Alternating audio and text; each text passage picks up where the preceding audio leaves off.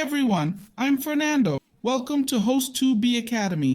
Today, I'll show you how to round up purchases on Shopify. First, access your Shopify dashboard. On the left, click Online Store. The themes page opens. Find your current theme. Click the three-dot button. A menu pops up. Select Edit Code. This opens your theme's file page. In the filter, search for base.cs. You'll see a file named base.css. Click it to open your store's appearance script. This code controls your entire store's look. We'll scroll this script to the very bottom. Just go all the way down.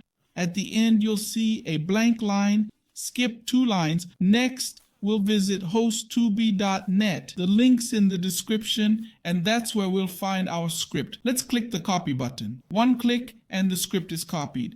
Back in Shopify, we'll paste our code on the blank line. After pasting, look for the Save button in the top right corner. Just click it and your changes will be saved instantly. Now check your store's product page. You'll see the Buy button is nicely rounded. You can round the Add to Cart button too. I've got another video on that. Hope this helped. See you next time.